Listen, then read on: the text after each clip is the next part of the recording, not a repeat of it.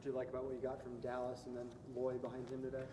Yeah, well, Lloyd is the one that really sticks out. It was because it was his first outing, and you're anxious to get these guys their first crack at it. And man, for a lot of guys, any year, any situation, it would be nice if we could change this redshirt rule for these guys. It's so different than football. I mean, guys should have the opportunity to go out there and get a little bit of action, and then if it looks like it's not going to be worth their year eligibility for some reason, cut back. So it's a stressful moment anytime you let a guy make his first appearance, but Lloyd looked like he belonged for a long, long time for us. He did very well.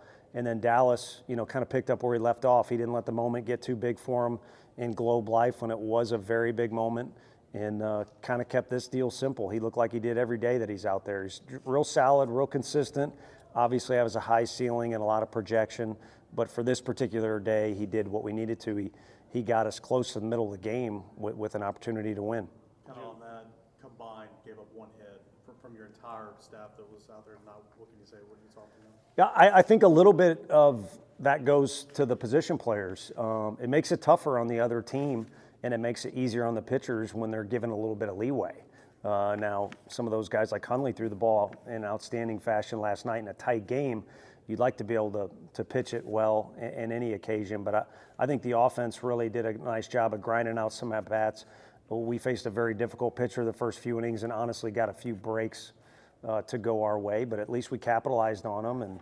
And then, overall, the pitchers, are anxious to get out there and show what they can do. I think they sense kind of the deal we got going. There's a couple guys that undoubtedly are going to get the ball with the game on the line out of the bullpen. And Russ and Beam are going to flip back and forth or do whatever they got to do 2 days a weekend for us. But there is a lot of innings up for grabs, and I think that's kind of making these guys hungry and sensing that a little bit. Last night you said the team's approach at the plate was casual. How do you describe it? Yeah, I think the whole team, it carried over into the batter's box, but I think it was the whole team. And then they flipped that this afternoon. A little birdie told me that the team was kind of a little more focused than they were yesterday. And then you could kind of sense that in here warming up for the game out there. Their dugout is connecting to the coach's locker room, so you can hear some things that way too. And I think our best asset today, our best player, was in a weird way UNC Asheville.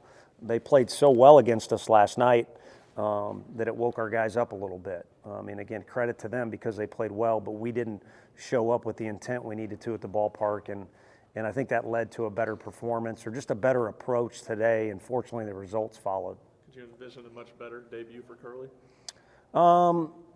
I think everybody expected good things. I think the better debut would have been if it would have came earlier, but we wanted to be conservative with that hamstring. So, pretty good debut. Results aren't always reflective of the work that's been put in or the talent that's there or another kid that I would consider a very high character kid from a great family, but it's pretty cool that it worked out the way that it did. And it's one more thing that I think gives our club confidence now that he's back in the whole deal. And of course we got another one or two that we're waiting to add to the mix. And I mentioned it last night, the year will go on and somebody will stub their toe or turn their ankle. So everybody needs to stay sharp and ready to capitalize on their opportunities.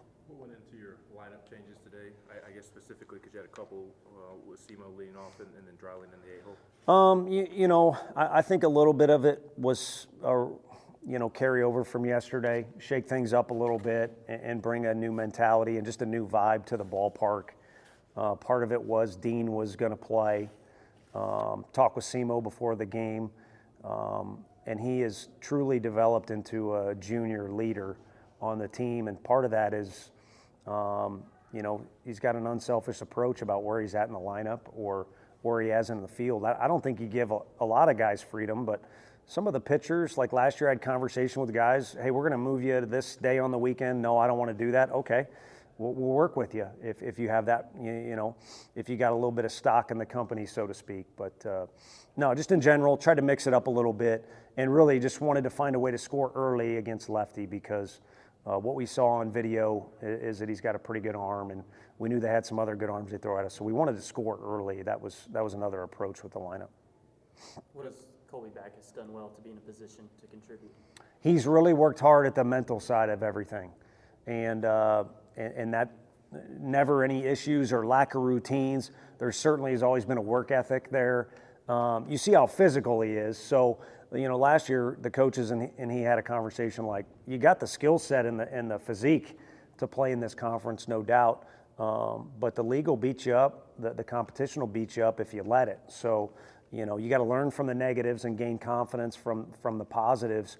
But overall, you got to kind of work at this thing, how it's going to work for you in general. And I think Dallas and Hundley are two guys that I think they're kind of cheating a little bit. I think it naturally comes to them to slow the game down and kind of have a good mindset. It doesn't come that way for everybody. And you can ask Burke and Simo. They're two of our leaders and juniors. They're completely different in a lot of ways than they were when they were freshmen. And one of them is, I think they've gained strength in kind of the mental game or with their mentality. Do you have a plan for the game 3 starter this weekend? No, we don't. We'll kind of do the same thing. It will be Russell on Friday, and Beam will be ready for Saturday. Fortunately, the way these guys threw the ball the last 2 days, they actually kind of changed our plans and have made us more fresh going into the weekend. So there'll be more options out of the bullpen, and therefore there'll be a carryover and somebody that's more fresh and ready to go for Sunday. You talked about, Christian being more of a leader and kind of being a junior in the program now. Is that something that's happened sort of quickly, or did it just sort of gradually start? No, that's slow. And it's still a work in progress. I think his competitiveness and sometimes emotions will get to the point where he doesn't lead the right way or will make a mistake, just like all of his teammates will. But I think if you look at the daily progress that he's made in a lot of different ways, base running and defense are two things that come to mind.